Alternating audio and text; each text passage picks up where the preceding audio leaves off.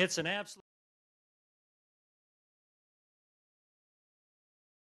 Abdo have been my dear friends for I don't know how many years, a lot of years, 15 years. Yeah, who's counting? I'll tell you, the first time I met Larry and Caryl, I will never forget it personally. I was a professor at the University of Notre Dame. A development officer, John Hannon, wanted me to meet the Abdos. The Abdos live in Minnesota, and they'd flown down. And he says, you've got to meet these people. You've got to meet these people. Well, I just started the Entrepreneurship Center at Notre Dame, and I thought, I'm into networking. I want to meet these people. And we met at a restaurant. And have you ever sat down with somebody and you just flat click? And that's what happened with me and the Abdos. We just clicked.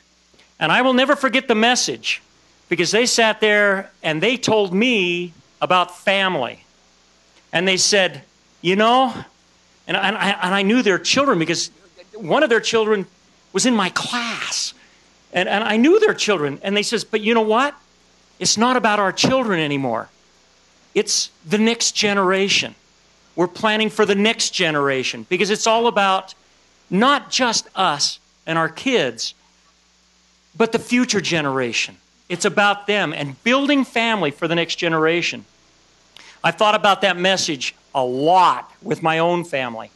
And that, you know, as important as my children are, it's my grandchildren, it's the posterity, and that line, that the family is hugely important. Well, it wasn't long after that we got real serious about the Entrepreneurship Center, and we wanted to start an advisory board. Larry was one of the very first people we asked to serve on the advisory board. The board of advisors for the Entrepreneurship Center at Notre Dame, extremely important as far as decision making, as far as program development and speakers and judging the business plan competition. And let me tell you about judging the business plan competition. Very first business plan competition, very first one. We had over 100 business plans submitted, and we narrow it down to the top 5. Over a series of judging of the plans, we narrowed it down to the top 5. And I will never forget it, because that afternoon, those business plans were going to be presented. And the judges were going to be the advisory board. The advisory board consisted of bank presidents and CEOs, consisted of a lot of venture capitalists, and a handful of angels.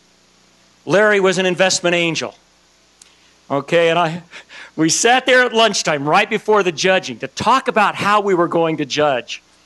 And I remember distinctly the question, how long do we give them in their presentation before we can interrupt them?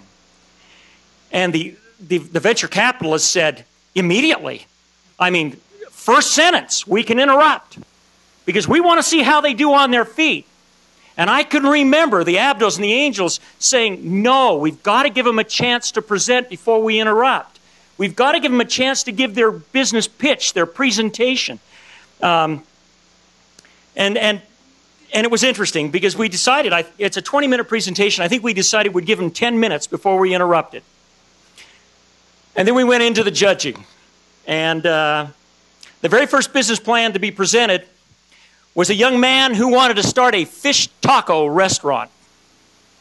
And he was up there presenting fish tacos and how he was going to develop this chain of fish taco restaurants, and on and on and on. He got about 3 minutes into his presentation, and Larry raised his hand. And he asked one question. He said, have you ever made a fish taco? And this young man was just stunned. He said, no, I've never made a fish taco. It was over for the young man. It was over. And I mean, it was kind of like a shark feeding frenzy after that. It was over. But Larry did the right thing. He says, look, he says, I'm going to fly you up to Minnesota. I'm going to teach you how to make fish tacos, which he did. He taught the young man. The restaurants never took off. It didn't happen. But Larry taught him how to make fish tacos. To me, Larry is the entrepreneur, but he's a mentor. He mentors students. He mentors new deals. Every one of his children are involved in their family business. in one of their enterprises. Larry sees opportunity where most of us see chaos. And when I say Larry, it's Larry and Caryl. You never see one without the other. They're together in everything they do. They're fantastic entrepreneurs. And so when we put together the speaking series, I thought, my gosh, if you ever want to meet a serial entrepreneur, a real entrepreneur, it doesn't get better than the Abdos. So it's my pleasure now to open up the stage for Larry Abdo. So Larry.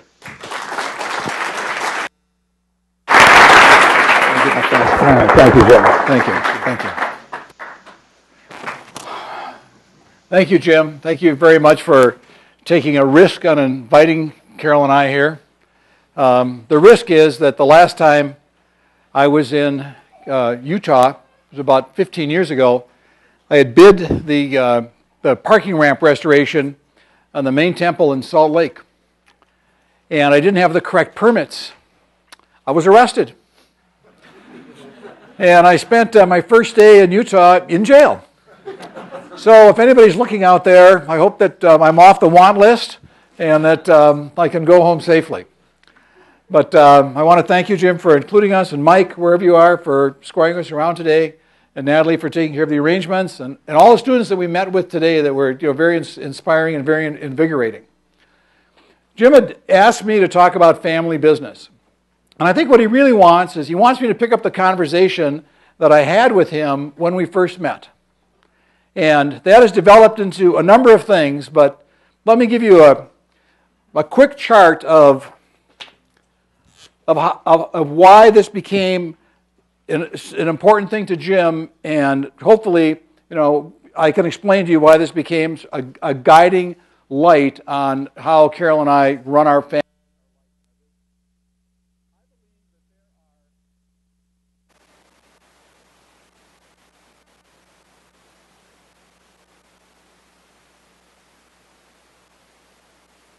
Grandparents, your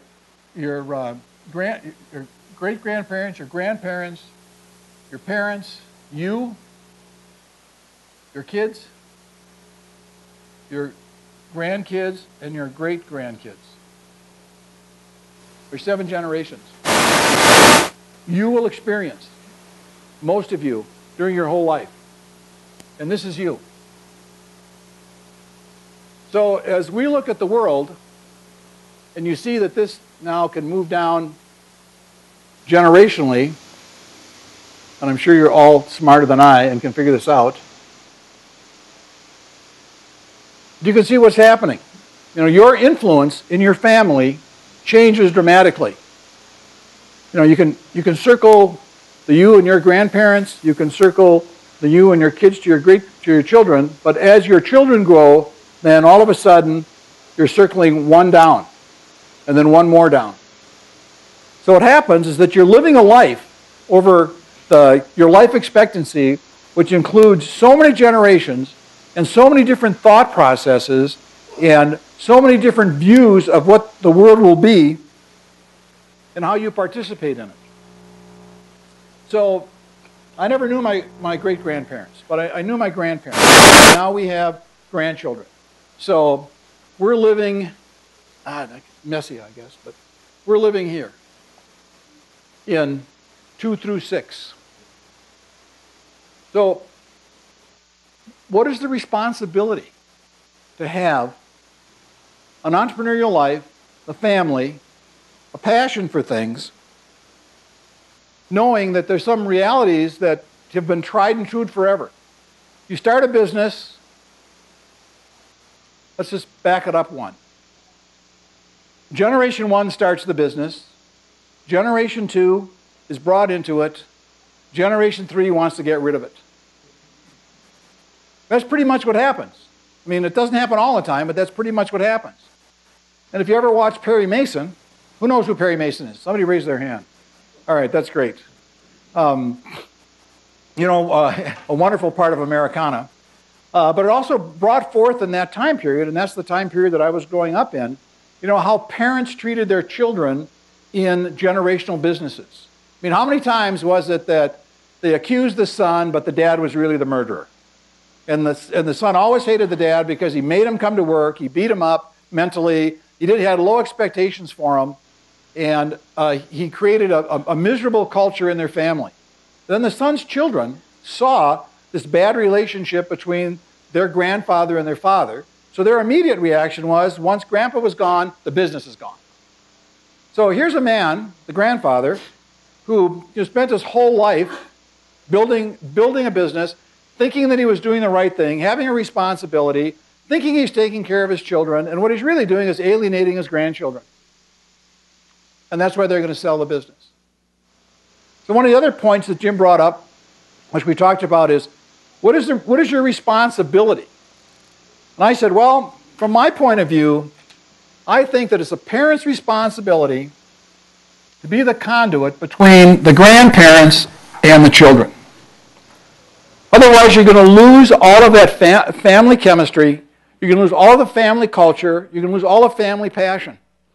And then if you worry about your children as being your responsibility and solely your responsibility, that you're really cutting off from them and from their grandparents all of the things that your grandparents can teach your children that you can't teach them. I mean, we all know the story, right? You go to grandma's house, you get all the cookies. When mom is around, there are no cookies. I mean, that the kids come to grandma and grandpa's house and they can do whatever they want to do because when you're done with them, they get to go home with the parents. So that relationship has been the fun and the loving relationship, and that's the one that has to be allowed to flourish for all reasons, and not just business. So if you're living in 7 generations, and generally the 3rd generation is the exit generation, how do you prevent that from happening if you want to have a family business? You have to make a choice. The choice is, what do I really want in my life, and what do I really want out of my business? For me, for some reason, and I don't know why, maybe it was just God's inspiration or something, but it was very clear to me right from the beginning. I wanted to have a great marriage, and I wanted to have a great family. That was a choice that I could make. Or the other choice is that I could have a great business and a great economical life. I chose the first one. It was more important for me to have a family that was so well connected and that was operated so wonderfully that our life as a family would preserve this 7 generations. What am I doing? Oh, I got more colors. Thank you. It's Christmas time. That I would be able to participate or create the structure in which my children could happily and lovingly participate in these 7 generations. So the task was, first of all, to be committed to that. I mean, it's really interesting, from a parent's point of view, from a dad's point of view, to decide that the most important thing that you want out of life is not the money, but you want the family. It's not the toys, it's not the cars, you want the family. And naturally, I went to that. But as time went on, I realized that there really was a choice there. When you're tempted to do things, to change maybe the way that you do business in order to get a little bit more, but I couldn't do that. I mean, I really couldn't do that. So now the responsibility was to make sure that I had my children connected with their grandparents, which we do. And the next thing was to make sure that I didn't shortchange myself on what my passions were, and that I didn't change my life because of my children, but that we had a life because of my children. And when I say mine, I mean ours. So it's obviously 2 people that have children, and Caryl is sitting right there. You should probably stand up or something so people can, put you into the... There she is. The mother of our children. So I have a lot of passions. I love the fact that I have a lot of passions. I'm also capable of a lot of anger. And I also like the fact that I'm capable of a lot of anger. But passions are controlled and anger is controlled. 2 very strong fuels in the human existence and 2 very strong things in business. If you don't have passion, you don't care, and if you don't have anger, you don't win. So I had to keep my passions alive when the children were young, and I was being able to pursue the things that I liked. And in raising our children, I never told them that they have to come into our business. I never told them that they had to be part of this. I never told them that this is a requirement of them. I never told them that they were going to school so they could learn this and learn that and use the other things so they'd be good for the business. I never talked about that at all. What I talked about was they had to be their own person. They had to do what they wanted to do because they wanted to do it, that they were passionate about it, that they were interested in it, that it made them feel good to do it. In doing that, I made it very clear to them that I didn't want to be their pal, and I didn't want to be their friend. I wanted to be their dad. And being their dad meant that, that I had to do my job and they had to do their job. So, jokingly, we say that, I went to one baseball game or one sporting event a year for all the kids. And when they would say, Dad, how come you don't come to our game? And I would say, because you play the game because you want to play it. Don't play it because I'm there watching you play it. You play for yourself. If you don't want to play the game, don't play the game. And then when they went to college, they said, well, what are we supposed to do in college? I said, get C's. Have fun and get C's.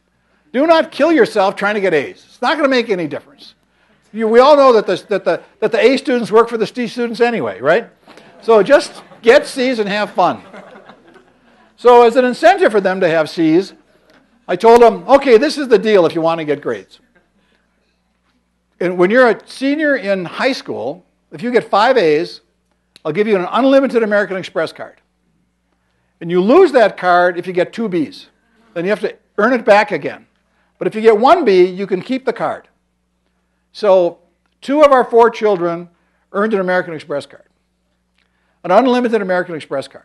Our oldest daughter, in the entire time that she had that, which was all the way through Notre Dame and her senior year in high school, spent a total of $500. $500. And half of it went to gifts for other people. Our son, who probably would have spent nothing, had 2 brothers that figured out that he could spend everything. So, under the direction of his C student brothers, he bought jet skis, wakeboards, and he called me up when he graduated from Notre Dame and he said, Dad, I want to go to Europe. And I said, well, go ahead. He says, well, I don't have any money. I said, you got an unlimited card. He says, can I actually do that? And I said, absolutely. He said, well, I want to go with a couple of friends, but they don't have any money. I said, take them with. So he packed up 2 of his friends and he went to Europe. And he called me and he was in Monaco, Caryl, or where's that famous gambling thing? And it was Monaco. Monte Cristo? How do you know that? Let me see your hands. So he calls me from Monte Cristo, and he says that they can't go into the casino because you have to have on a sport coat and a tie. And I don't have one. I said, go buy one. He said, but my friends. I said, I know. Go get them a sport coat and a tie too. So, we spent about a month there, and then he came home. But the interesting thing was, not only did he ask about it, but the purpose of it was a great purpose, except for his brothers who want him to buy all the toys. And we kind of discounted that. So then when they graduated and it was now time for them to get a job, I mean, it was really difficult to convince them to go get a job. And I kept saying, you've got a great education, you need to get a job. And they said, well, Dad, let's talk about why we're having a difficulty doing this. When we were kids, our oldest one now was 3, and then we were doing food at the State Fair and at the Renaissance Festival, and it wasn't small change stuff. I mean, we had a huge facility, dressing rooms, bathrooms. I mean, it was an enormous facility that we had, and the kids grew up there. Now, we didn't make them come to work. We just had them with us. And our whole unconscious effort was that we had our children with us. We didn't part them out to anybody. And they just came along with us as we were doing our business. And they grew up seeing us do this. And they grew up seeing their siblings join us in doing this. And their whole life really was getting C's, coming to us to the enterprise that we were doing, and having family dinner, mostly with our extended family. I got about 55 people in our family. And that's what they grew up at. They grew up at the dinner table. And we never stopped talking, Caryl and I, about what was going on because our children was there.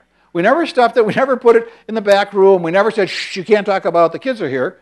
We just kept talking about it.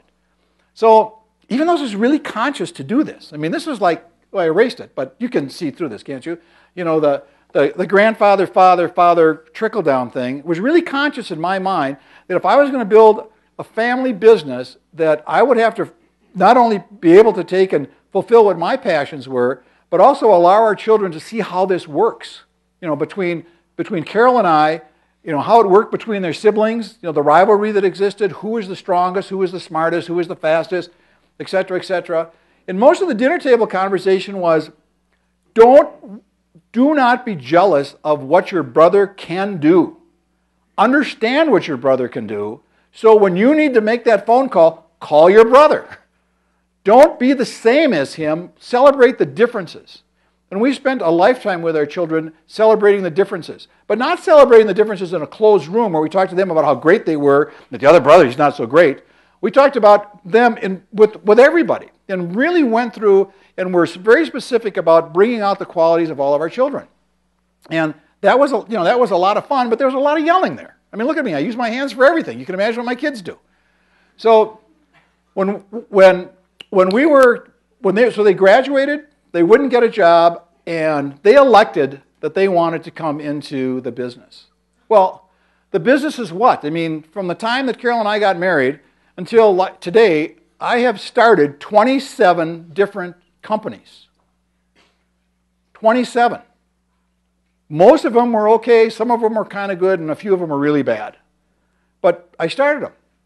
So we end up with, today, sort of an interesting sector of things. We have this hospitality, which has got My Burger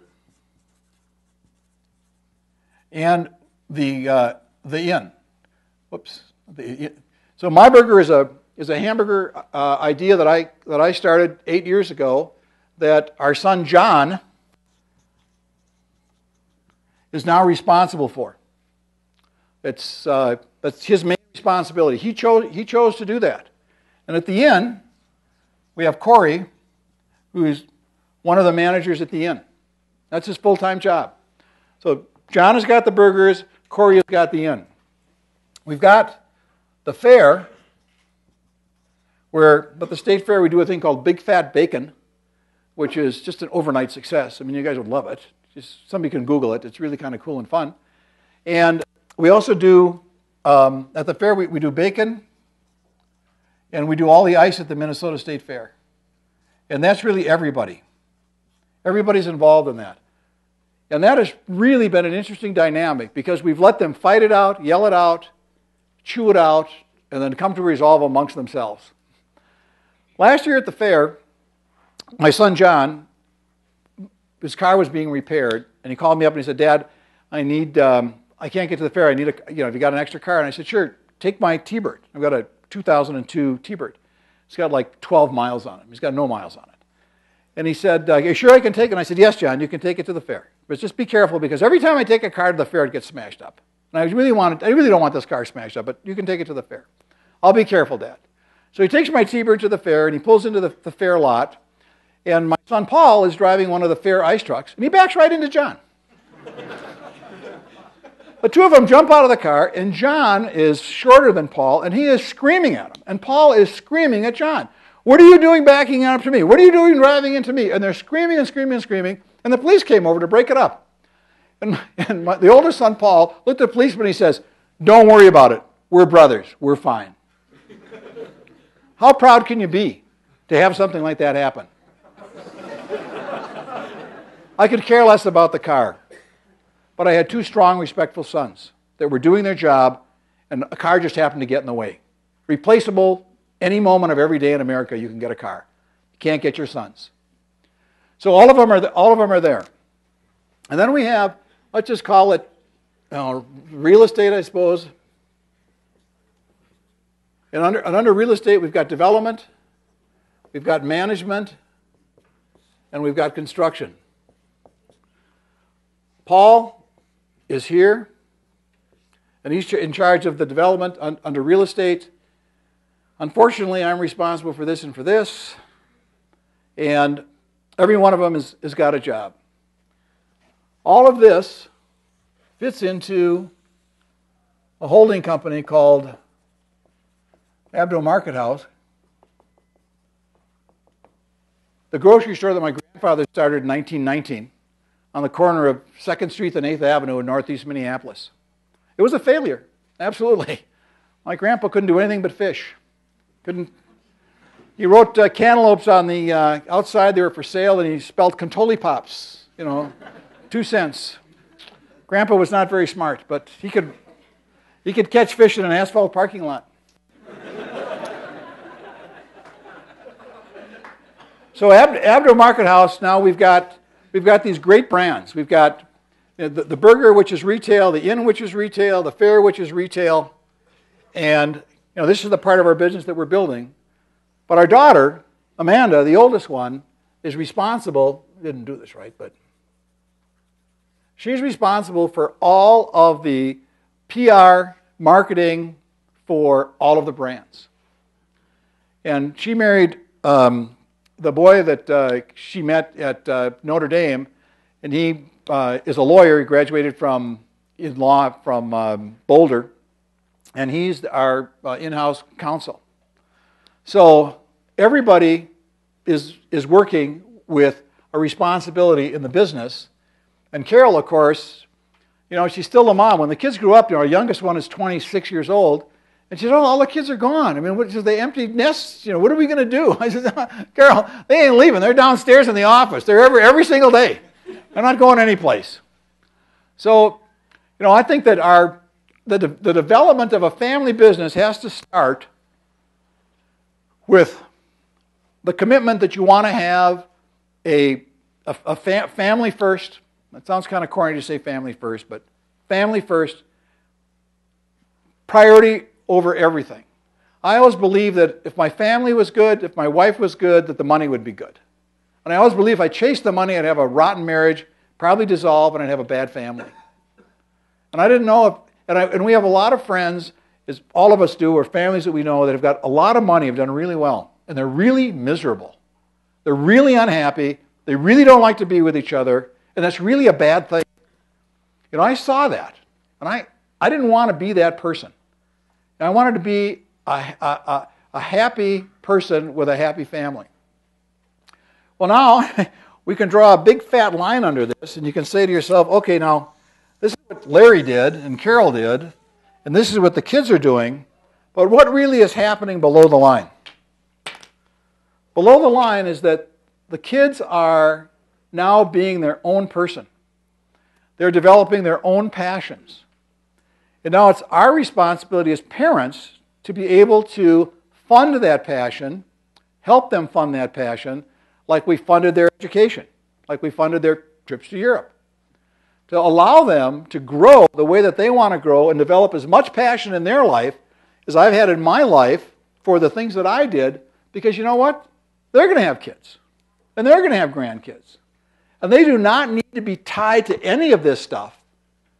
I'm just hopeful, and I'd say probably helpful, that they are tied to the idea that the independence of passion and the independence of responsibility working in a family business allows you to be able to either take it further if you want it, and if you don't want it, get rid of it. I talk all the time about if you don't like it, we'll sell it. If you don't want to do this, we'll do something else. Don't hang on to something because you think I want to hold on to it. I had my run. I loved everything that I did. But I don't need to do it now. You need to do it. And it's my responsibility, I believe, to make sure that they have either some guidance to do it and some help in doing it, but certainly not a gift to do it. And as you could tell by the thing in the parking lot, they're not looking for a gift. They're strong and they're standing on their own feet, and I think they're square on where they want to be with their generation. And we talk about that. It's fun to talk about it. It's fun to talk about it when the holidays come, and I will gather everybody that I can in my family. I will gather everybody that I can in Carol's family. I'd love to have a generational table. I pray to have a generational table more often than not. When my mother, Carol's mother, my children, our grandchildren are all in the same room, and you look around the table and you realize that this is that segment of those 7 generations, and I'm living in it in the moment. And I don't want them to forget about it, and I don't want to forget about it. And I think it's a personal thing for me, and I think I can see it starting to trickle down on my children too. We get invited for dinner once in a while now. It's just kind of a cool thing. We have to drive there, but the food's not too bad. I probably should look at a note here just to make sure I'm not forgetting anything. I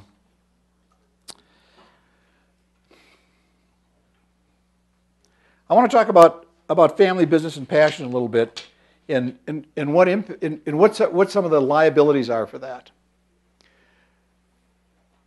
All the businesses that I've talked about, and the ones that I don't have anymore, of the 27 that I started, it was really fun to do them all the time. There wasn't anything that was bad about it.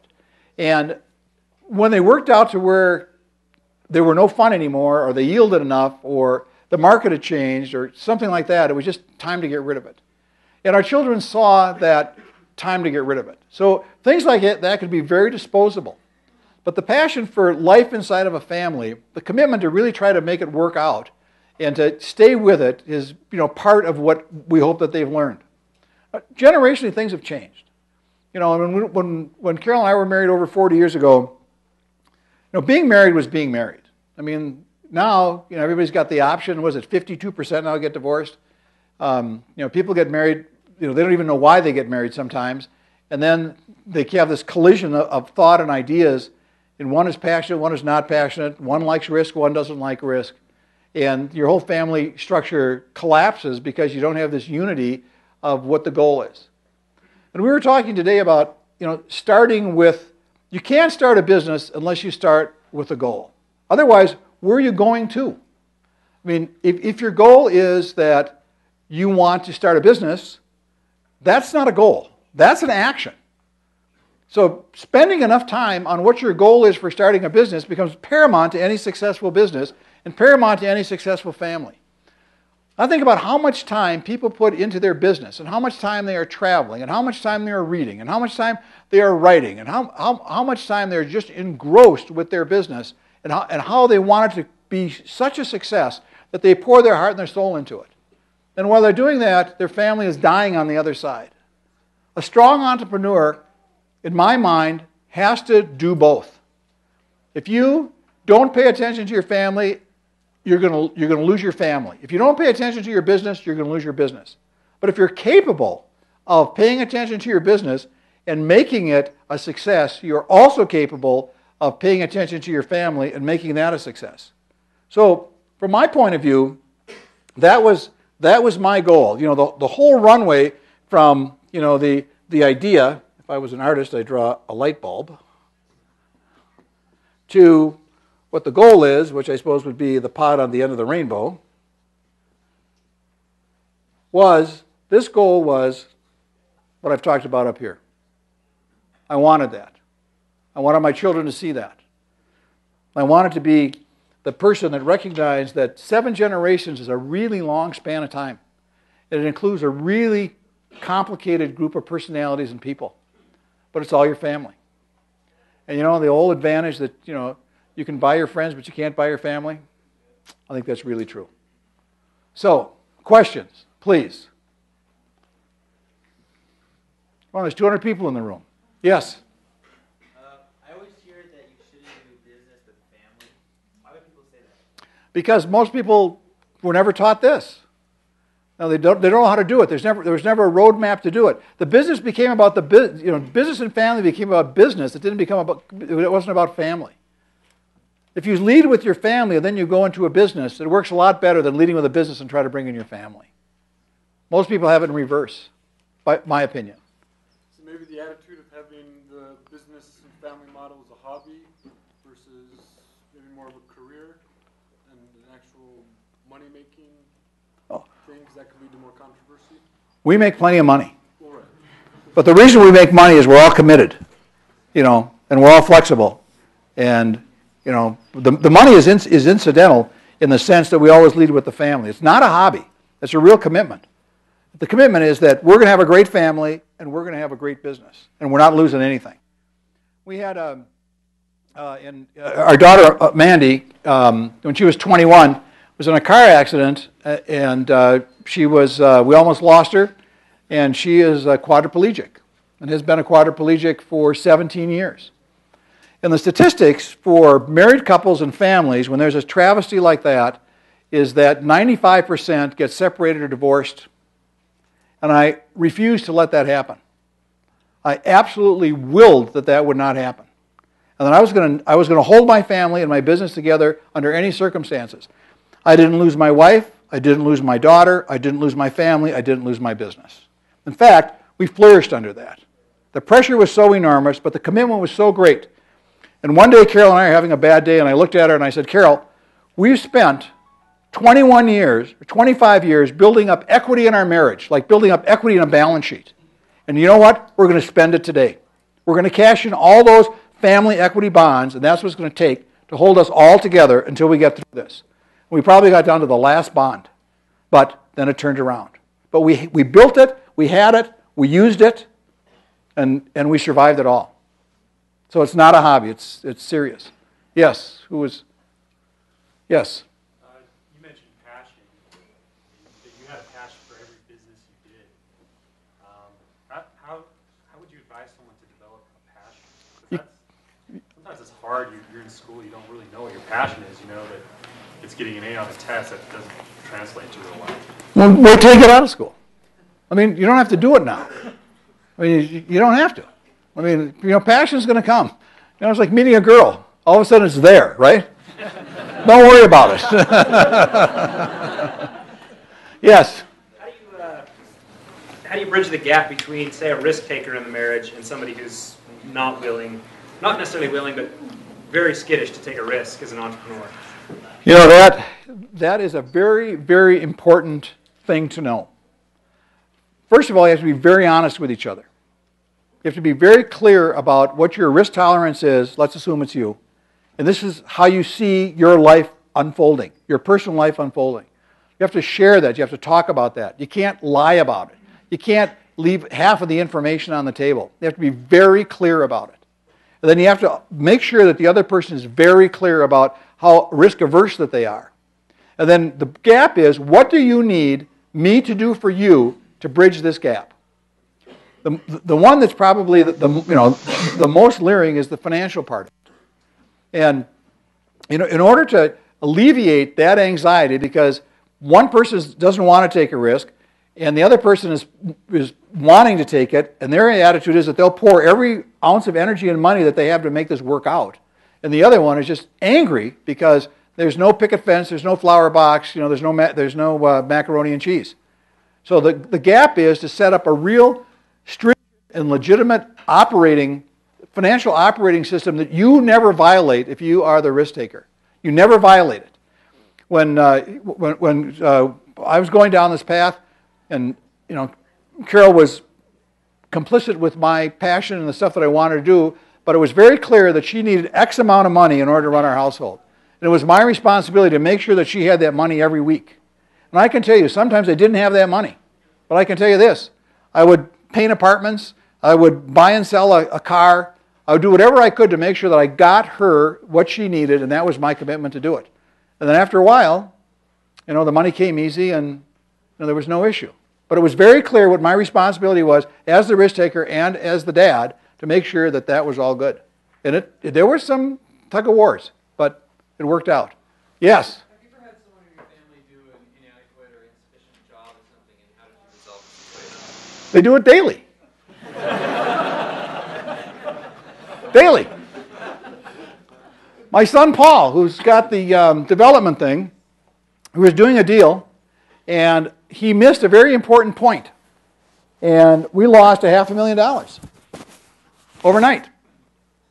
And he came into my office crying, and he said, Dad, I think I did a bad thing. We lost $500,000. And I looked at him and I said, well, Paul, just add it up in your tuition column. It was an expensive lesson, and let it go. What am I going to do? I'm I'm not going to shoot him. I'm not going to get the $500,000 back. So I just call it tuition. With every one of them, they do that. But you know what? It gets better and better and better. And you have to be more tolerant than you'd like. But again, I'm not losing my family. I'll lose my business before I lose my family. Yes? Your business model is that all the kids have their own thing. Do you think it would have worked at all if any of them worked together on certain things, or does it only work because they're all doing their own responsibilities? Well, they're all at the fair. And, you know, that's a reality series right there. Yes, nice hat, by the way. Right? You talked about how you raised your kids and didn't force the business on them. How did your dad raise you? My dad was home. My dad was a lawyer. He said, "Don't be a lawyer. It's a slave's business. Do something that you'll enjoy. Do not do this business." Two of my three brothers became lawyers, and I became the client. My dad was really proud of me. Yes. Being a family business, how do you draw the line between the business and the family matters? You don't draw a line. It's all the same. Well, why draw a line? It's your family, it's your business. There's no line. It's soup. There's a lot of vegetables in it. Yes, sir. Is there a big difference of how you treat your children as employees and how you treat your normal employees? Sure. Yeah. Yeah, that's a hard thing. You know, before you used to think that your children would work twice as hard as anybody else. Well, their thing is they want to work twice as smart. So, you know, the way that works out is for me to step back and let them, you know, be the leader, so that there's not a parity between the employees and my children, that my children are responsible for the employees. So as they got older, that's how I resolved that. And then they make more mistakes with that. I mean, really, with people, you make a lot of mistakes. Yes? You said that you needed anger to win. Could you explain what you specifically mean? Yes. Think about all the emotions that you have in your body. Think about the ones that really consume you. It's anger and it's passion. Hunger doesn't consume you. It just sort of, you know, angers you, but you got an empty feeling, you know. Water doesn't consume you. I mean, you can quench that. But, you know, passion, there's almost no quenching for. And anger is the same thing. I mean, anger doesn't go away in an instant. So thinking about anger as being a real, you know, motivator and a real driver, you have to harness it. And you have to make it into a positive thing. Being angry is like an adrenaline rush when you are putting your brain on overdrive because of anger, and it's allowing you to think clearer and think faster and think harder and smarter. Because you got to get through this. Then you need everything that's in your brain in order to get through it. And that's, if you can harness that anger, you can really release brain power, just like you release muscle power when you're afraid. But it's not natural. So that takes work. Like, it's not natural to pick a real, you know, a concise goal. It takes work to harness that anger, but don't be afraid of it. You know, use it. Yes? You said that a strong entrepreneur has to keep a successful family and a successful business. What will be your main advice for any of us to keep that balance? Well, listen to what I said, first of all, you know, and believe it, and experiment with it. I mean, you can't let this kind of run away. I mean, if you ignore it and you think it's going to take care of itself, or you sweep it under the rug, or you wait till tomorrow, you know, that's family and business suicide. It has to be something that you confront every single day. I had one of my children was really, really mad at me, and I couldn't get his attention, and he's, you know, bigger than I am, and I stood right in front of him, and I looked at him and I said, "You can yell at me, you can punch me, you can spit on me, but I'm not moving." And I didn't move. And he grabbed me, and I just straddled out, grabbed onto the chair, and I didn't move. And I let him punch me, and he could spit on me, but I wasn't moving. And it became very clear to him that, guess what? I wasn't moving. And within a minute, we were just fine. It was not the threat of a dad punishing him, but it was the threat of a dad not cowering to him. And there was more power in that. One of the other things that happened too with my children is I would need their help. If I was working on something, and I would ask them, if they'd come and help. Oh, I got to go skateboard, or I got to do this. I said, no, come on, I really need your help. He said, no, Dad, I can't. I'm busy. I can't help you, but I got to go do this and that. Then I'd say, fine, you've just lost the privilege of working with your dad. And they would go in the house and say, Caryl, what does Dad mean by you just lost the privilege? He said, you just lost the privilege of working with your dad. And then my sons would come out and they would say, no, Dad, I want to help you now. And I said, no. You lost the privilege of working with me. And they would go. But they realized that if I thought it was a privilege, not because I was their dad, but because they were there to learn something or teach something, become part of the fabric. And it took a few times, but you know what? They wanted to be there. And we've got some really great stories. One of them, I'm teaching how to paint. I tell them, your brush can't make noise when you're painting. That means you don't have enough product on your brush. Listen to the brush. It's almost like, what's that, the Yoda guy or whatever it is, Somebody tell me with a name here. Huh? Wax on, wax off, yeah. The Karate Kid, yeah. But then, then they were helpful. I mean, individually very helpful. Yes, you had your hand up.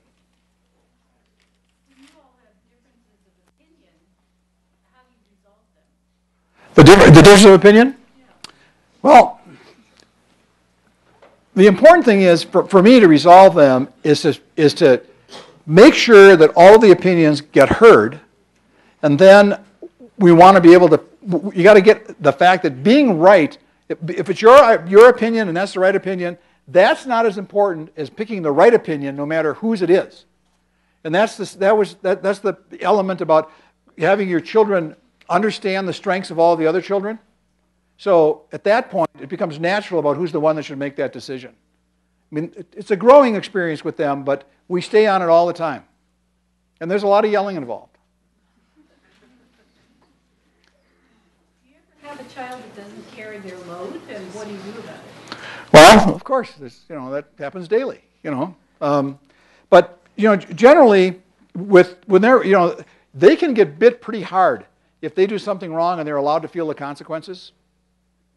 And they have to feel the consequences. And it's not a penalty that they want to feel the consequences. It's not, okay, you're going to feel the consequences. It's like, how'd you like that?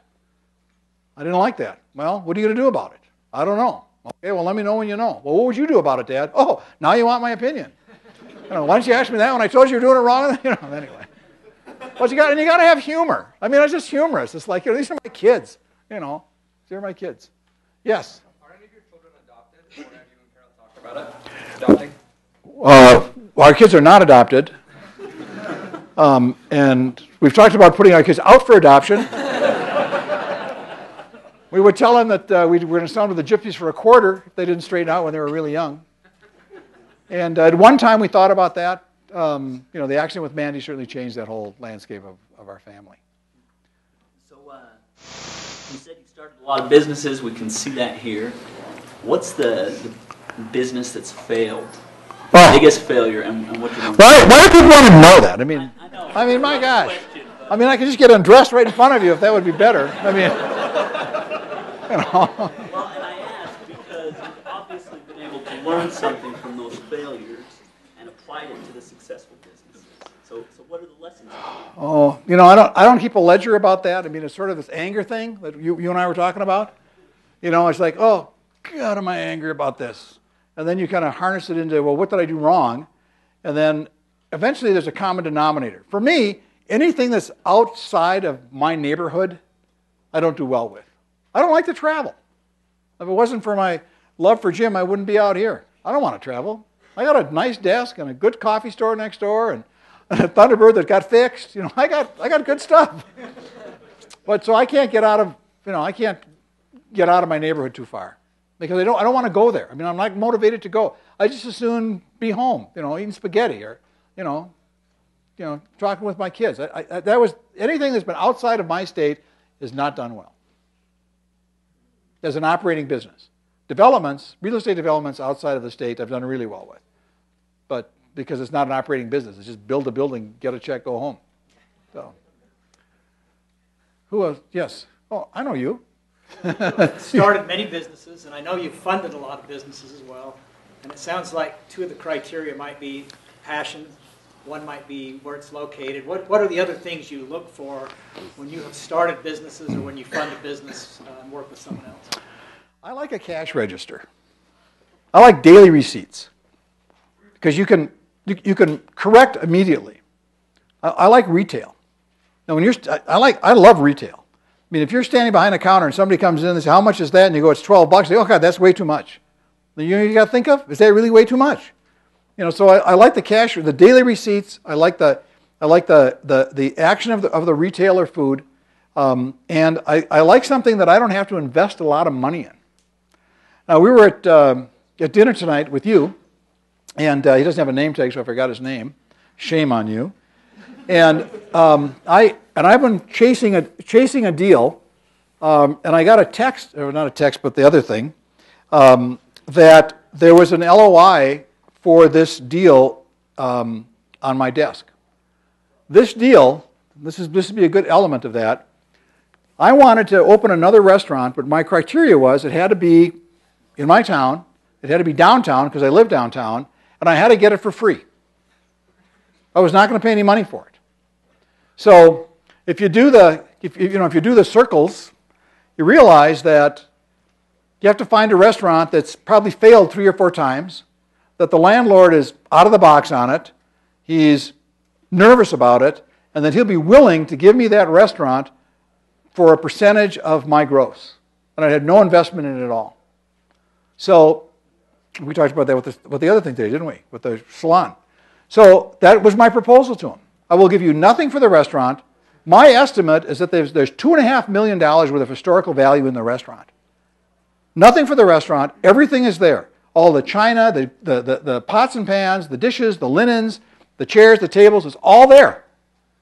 And that is probably worth $200,000. So say we got $2.75 million in this whole deal. And the LOI is that I just pay him a percentage of rent. Now, there's a huge risk between going from zero to operating, but I'm not going to have any money in it.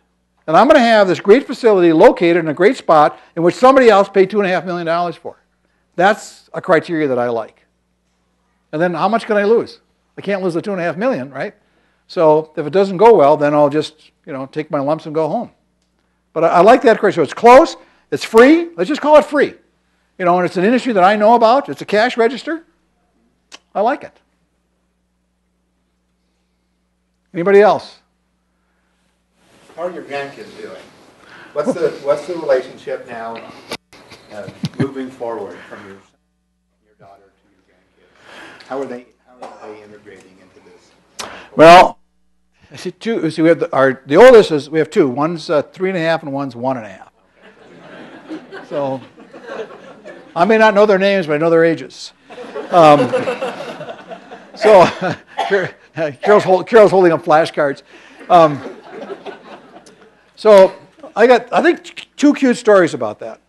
The 3.5 is her name is Lillian, and she comes to the office and Caryl watches her on Tuesday. That's her day is Tuesday. So we're downtown and there's a skyway system and you get to roam all over downtown. And her first was in a little carriage and now she kind of walks and goes to all of her stops every single day. She goes to the bank, she goes to the coffee store, she goes to the drugstore, she goes with Caryl, and she sees all of this retail happening. And then when she comes back in the office, she wants to run the mail. So she'll want to know what I can bring to Situ's office or to Uncle Bill's office or to Uncle John's office. So she'll come into my office, and I'll just give her stuff to go deliver, and she wants to deliver it. So she was being really stubborn one day, and we said to her, "Lily, you can't do that." And she says, "I'm an Abdo. I can do whatever I want to do." I think she's getting it. Is